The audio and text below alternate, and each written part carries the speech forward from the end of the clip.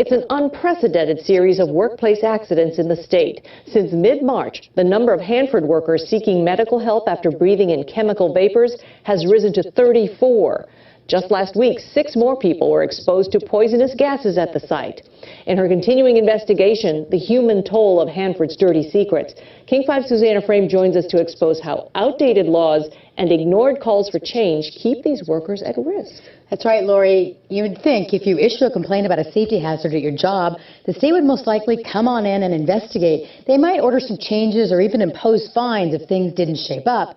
But that's not the way it rolls at Hanford, where decades-old law means no outside safety scrutiny is allowed. And workers say it's time to ditch that antiquated system.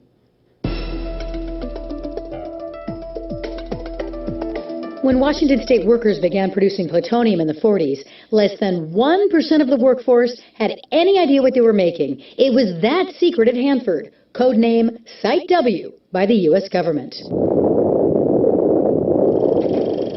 In 1945, this government video revealed the truth.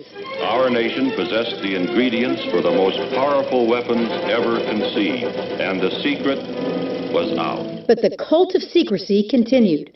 For national security, Congress gave the Department of Energy the power to oversee itself during the Cold War, including its health and safety program, a policy that, 25 years later, is still around today. We are not waging the Cold War anymore. Bob Alvarez is a former presidential advisor, one of the top nuclear policy experts in the world. He says the recent sick workers are the latest casualties of that culture of mystery. Vapors causing serious illnesses at Hanford isn't new. The incidents go back 30 years. Yet at Hanford, the most contaminated workplace in the nation, OSHA can't get past the gates to investigate, order changes like making respirators mandatory, or issue fines. Safeguards that are routine at every other job site in the state. Isolation, secrecy, privilege, lack of accountability. All these things are hallmarks of the Cold War and are still alive and well in the Department of Energy. It has turned my life upside down. I am no longer the person I used to be 7 years ago. Diana Gegg didn't used to need these canes to get around the house or take a load of medications to make it through the day. Well, I take these two are for my dementia.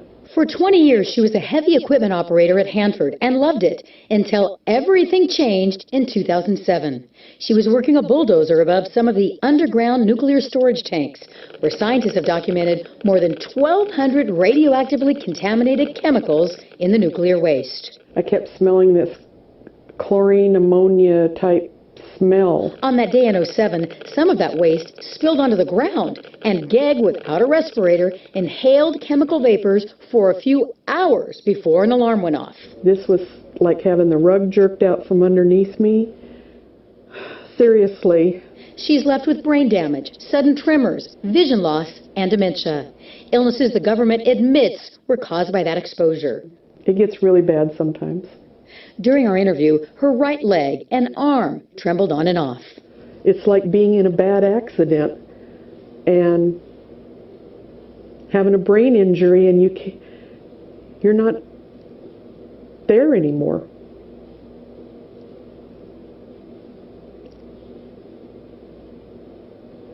It's sad. She can no longer go outside without a wheelchair, cook, or drive.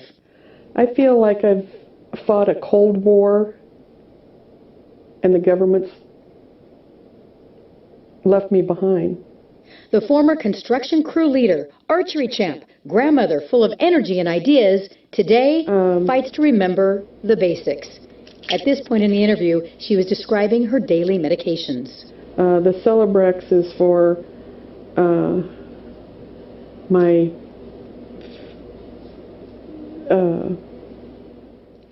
King 5 has uncovered a slew of expert reports saying the Department of Energy needs to get out of the business of policing itself. In 1995, the department's own advisory committee found self-regulation has failed, and a subsequent working group of senior managers recommended safety and health should be externally regulated by a group such as OSHA. In 1992, the former head of OSHA wrote, Hanford's failure to solve chemical vapor problems would be viewed by OSHA as willful violations of law and subject to possible criminal penalties. 25 years worth of advice, and the same old no consequence, no penalty process is still in place. And I'm going, really? What? They said they were going to take care of it back then. You know, that we can figure out how to deal with these problems, and they're not. It's not any different than it ever was. With the Department of Energy calling its own safety shots, critics say they've got a pass to ignore repeat recommendations, like installing what are called scrubbers, technology meant to capture the chemical gases before they vent into the open air. We got to have some change here, and what that means is there needs to be an enforcement regime that makes them do things. Hanford expert Tom Carpenter helped author a 2010 study urging the Department of Energy to invest in the equipment. It's simple technology. It's not rocket science. Again, a lot of chemical sites use these things, but not at Hanford. They're just deemed too expensive, and they just said no, out of hand. They're not going to do it. As for the U.S. Department of Energy, they say they're considering that technology and more, and that they aren't pursuing OSHA oversight because their regulations are better, more protective of worker health and safety than OSHA's. They also tell King their safety performance is better than comparable industry performance. People are still being affected. Obviously, they're not doing enough to prevent it. For sick workers like Diana Gegg, those government assurances don't mean much. She's 100% disabled and won't ever work again. I am angry about it.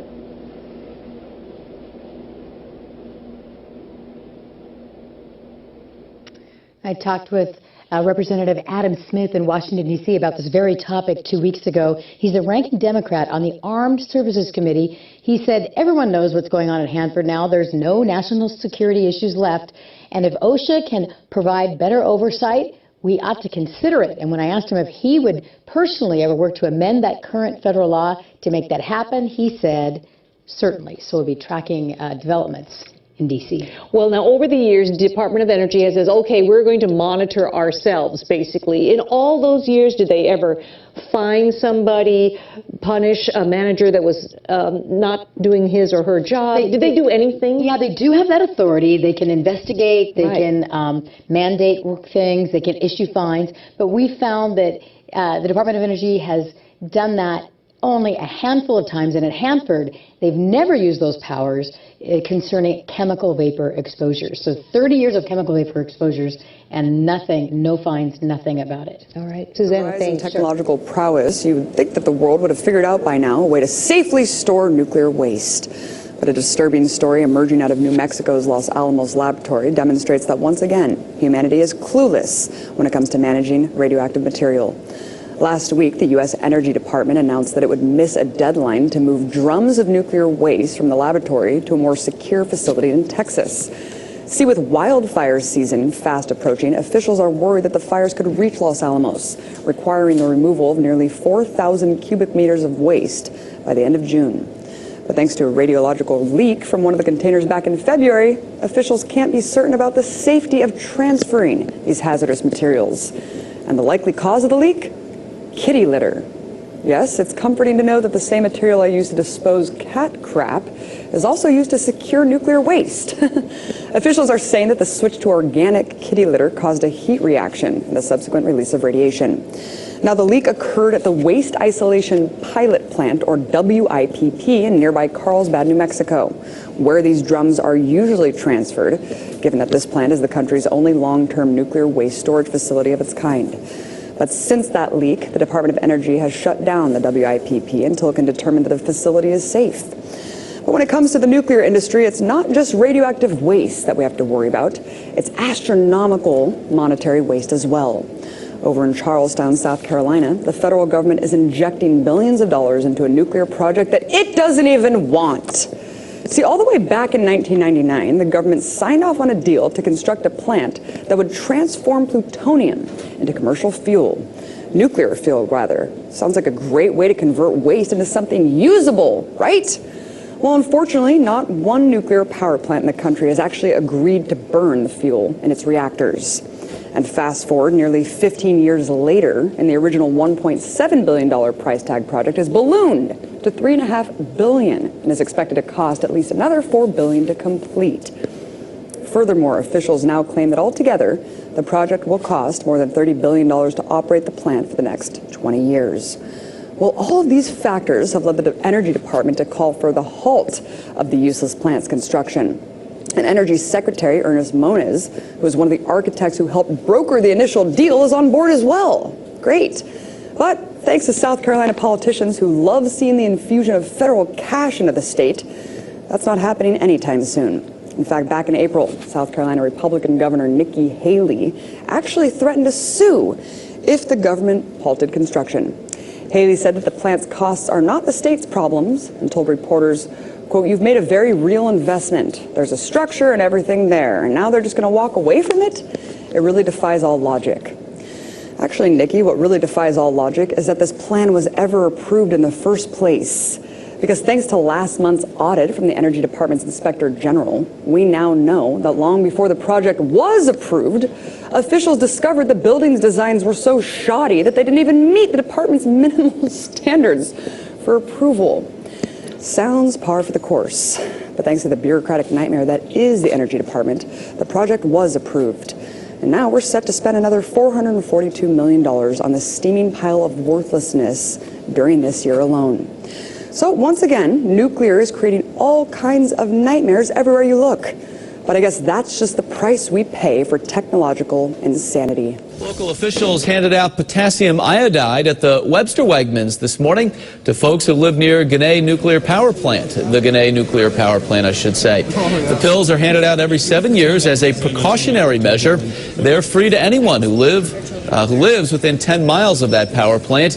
Government officials will instruct residents to take the tablets in a state of emergency to protect themselves from nuclear iodide.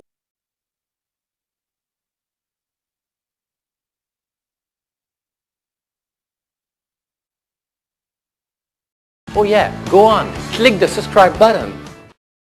We need to get subscribed and get this unity stronger and beat YouTube at their own game. Okay, that's what this is about. Like I say, go to the remix button, hit the remix button.